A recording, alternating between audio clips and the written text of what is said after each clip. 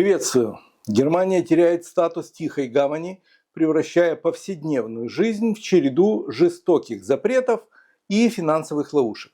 Сегодня 4 июня и в выпуске великий исход из ФРГ, почему рекордные 280 тысяч немцев навсегда покинули страну и куда бегут таланты от налогового гнета. Мужская революция, когда в аптеках Германии появится таблетка, навсегда меняющая правила планирования семьи. Ловушка жилищного пособия, как Wohngeld превращается в уголовное дело и почему за скрытый доход в 100 евро можно получить 5 лет тюрьмы. Медицинский коллапс, на вашем здоровье сэкономят 16 миллиардов. Почему семейные врачи призывают к восстанию против правительства. Олег Сергеев в студии. Приветствую всех, кто хочет знать правду о жизни в Германии. Давайте разбираться. Забудьте о сигарете на остановке или вейпе в парке. В силу вступили драконовские штрафы, которые коснутся даже безникотиновых электронных сигарет.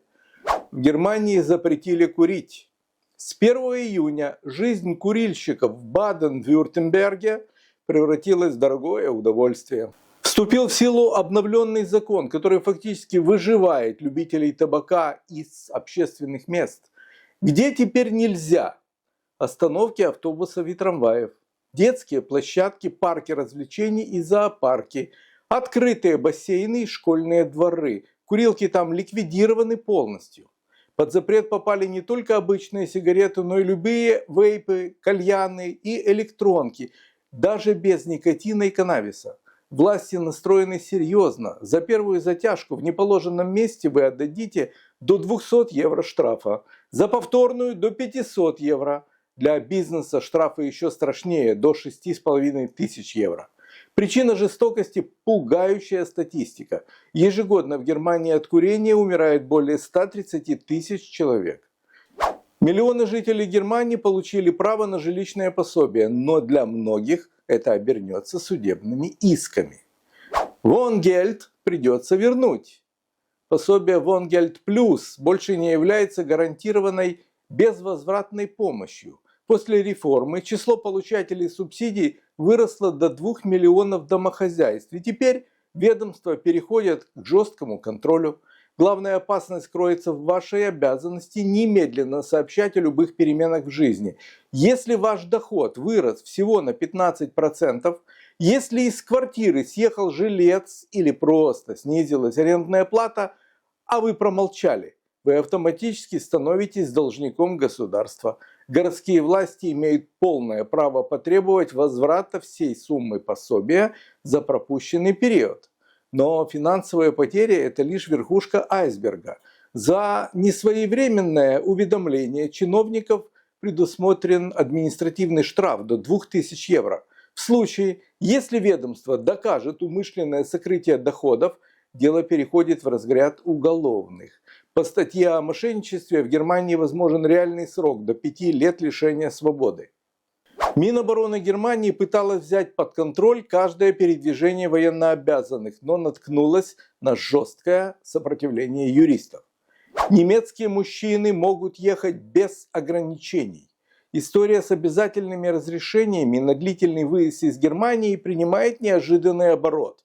Юристы поставили Минобороны на место. Ограничивать свободу передвижения, закрепленную законом, можно только через голосование в Бундестаге, а не кулуарными приказами. В итоге министерство вынуждено было признать, в мирное время мужчины могут выезжать за пределы Германии более чем на 3 месяца без каких-либо справок. Представитель ведомства подтвердил, что соответствующая поправка уже внесена в законопроект о воинском резерве. Правило параграфа 3 закона о воинской обязанности, обязательное разрешение на выезд, будет активироваться только в случае введения режима чрезвычайного или военного положения. Для тех, кому еще нет 45 лет, это означает, пока нет войны, вы свободны в своих перемещениях. Сейчас документ на согласование, и главная интрига, пропустит ли Бундестаг эту версию без новых сюрпризов. Подписывайтесь, чтобы следить за нашими выпусками и не пропускать момент, когда границы снова станут дискуссионным вопросом. Приток мигрантов рухнул вдвое, а коренные немцы массово пакуют чемоданы. Рассказываю, куда бегут из Берлина и какие страны выбирают для себя, для новой жизни. Что в Германии уже никто не хочет. Миграционный миф развенчан официальной статистикой. Поток желающих переехать в Германию за год сократился в 2 раза. Если раньше фиксировали рекорды, то сейчас цифры замерли на отметке 1,5 миллиона. Приток из Сирии обвалился на 67%, а из Турции и Афганистана почти наполовину.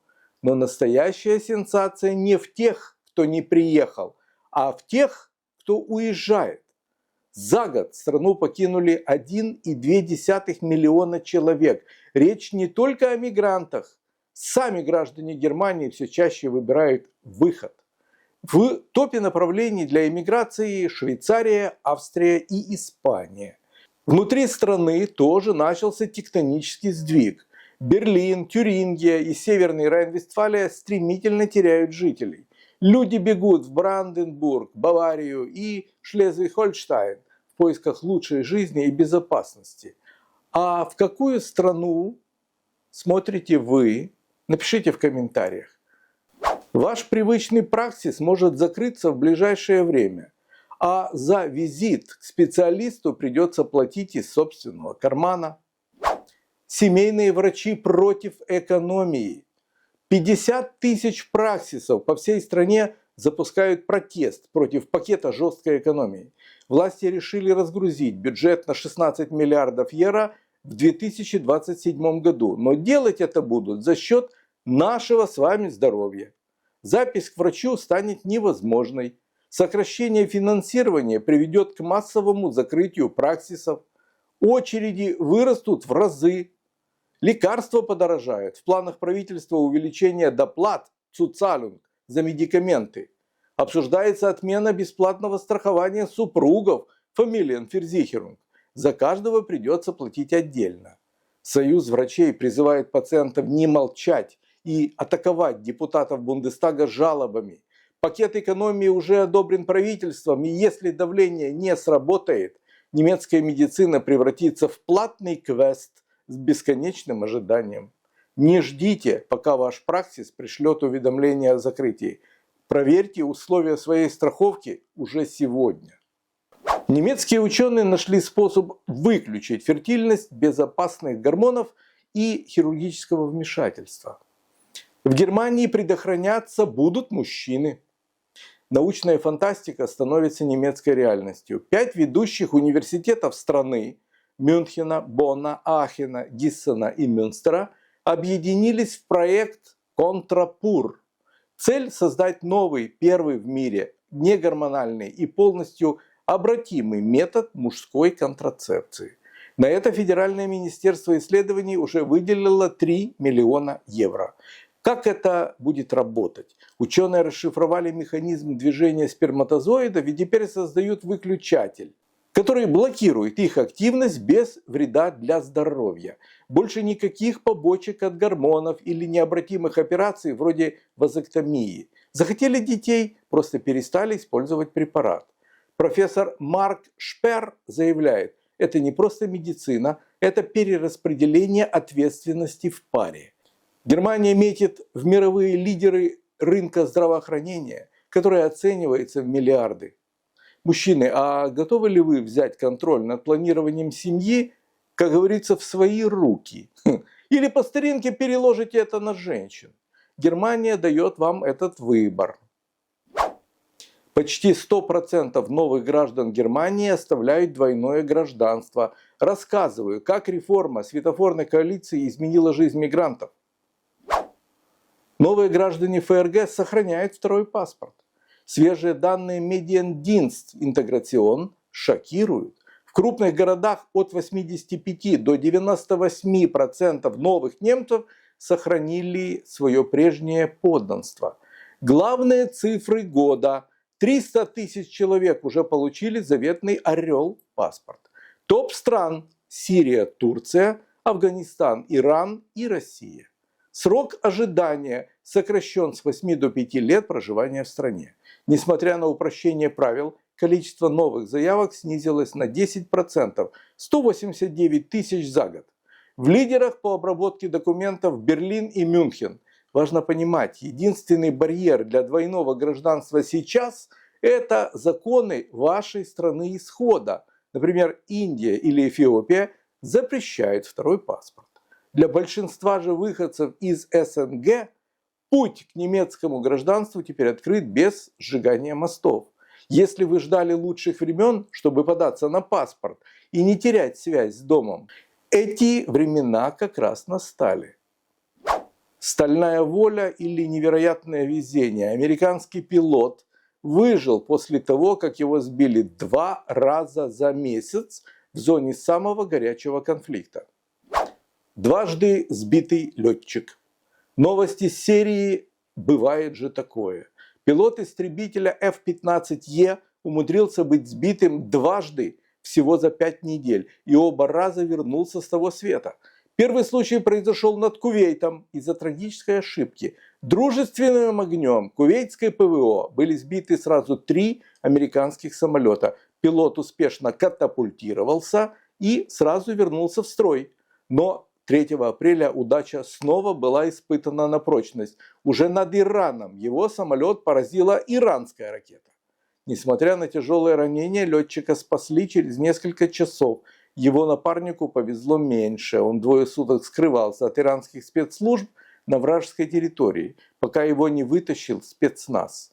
По данным ВВС США, это первый случай двойного выживания в одном конфликте со времен Вьетнама. Европа нашла радикальное решение для отказников. Не получили убежища? Вас могут отправить ждать депортации в другую страну.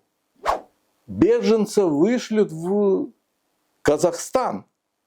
ЕС предварительно одобрила создание депортационных хабов за пределами Европы. Самое шокирующее в списке потенциальных партнеров – Казахстан и Узбекистан, наряду с Руандой и Угандой.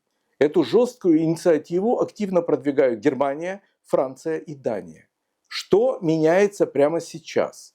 Центры вне ЕС, если вам отказали в убежище, но отправить на родину нельзя, вас эвакуируют в спеццентр в Центральной Азии или Африке. Обнуление пособий тех, кто игнорирует требования покинуть страну, оставят без единого евро выплат. Тюремный режим помещать под стражу перед депортацией теперь будут системно, а запрет на въезд в ЕС станет пожизненным клеймом. Новый регламент находится на финальном согласовании. Ожидается, что его утвердят в течение ближайших недель. Правила меняются в пользу жесткого контроля. Вот вы готовы к тому, что вместо Берлина или Мюнхена окажетесь в центре временного содержания под Астаной? Исторический рекорд, которым не принято гордиться. Сколько граждан покинули Германию навсегда? Почему все больше немцев бегут из Германии? В прошлом году страну покинули более 280 тысяч граждан Германии. Это самый высокий показатель за всю историю наблюдений. Еще недавно Германия считалась магнитом для талантов, а сегодня все чаще можно услышать истории об обратном процессе. Особенно заметна эта тенденция среди молодых специалистов, предпринимателей и высококвалифицированных работников. Многие из них говорят о растущем чувстве разочарования. Одной из главных причин называют налоговую нагрузку. Германия уже много лет входит в число стран с самыми высокими налогами и социальными отчислениями в мире. Не меньше раздражения вызывает бюрократия, получение разрешений, регистрация бизнеса, согласование строительных проектов или взаимодействие с различными ведомствами нередко превращается в длительный и утомительный процесс. К экономическим причинам добавляются и социальные: замедление экономического роста, высокая стоимость энергии, проблемы в промышленности и растущая конкуренция со стороны США и Азии создают ощущение неопределенности. Нельзя игнорировать и психологический фактор. Людей беспокоит атмосфера постоянных политических конфликтов, растущая поляризация общества и ощущение того, что государство все хуже справляется со своими базовыми функциями. Задумайтесь, если из самой благополучной страны Европы бегут ее создатели, то какой план на будущее у вас? Стоит ли вкладываться в систему, из которой уходят даже свои? Временную защиту для украинских беженцев продлевают, но условия для новых приезжающих радикально изменятся. Новые ограничения для приезжающих украинцев. В кулуарах Еврокомиссии начали обсуждать болезненный вопрос адаптации статуса украинских беженцев. Главный инсайт на сегодня – временную защиту после марта 2027 года, скорее всего, продлевают, но с жесткими оговорками. Официальный представитель Еврокомиссии Карина Ульрих подтвердила, что сейчас в ЕС активно дискутируют об ограничении именно для мужчин мобилизационного возраста. Важное уточнение для тех, кто уже обосновался в Германии. Новые правила не затронут тех, кто уже получил защиту. Это значит, что более миллиона украинских мужчин, находящихся в Евросоюзе, пока могут выдохнуть. Германия по-прежнему удерживает статус главного убежища. Здесь находится почти 30% всех переселенцев. Интересно, что от идеи делить Украину на безопасные и опасные регионы в ЕС отказались, сосредоточив внимание именно на мобилизационном ресурсе. Финальный регламент еще в разработке, но вектор понятен. Европа начинает учитывать интересы Киева в вопросе возвращения мужчин. Как вы считаете, такие меры справедливы? Или ЕС должен сохранять равные права для всех беженцев, независимо от даты приезда? С вами, друзья, был Олег Сергеев. Если вам важен честный взгляд на события в Германии и мире, обязательно подписывайтесь и жмите на колокольчик. Это нужно для того, чтобы узнавать важные новости, когда они действительно актуальны. На этом канале мы называем вещи своими именами. Берегите себя, сохраняйте холодную голову и до встречи в следующем выпуске. Всегда на вашей стороне.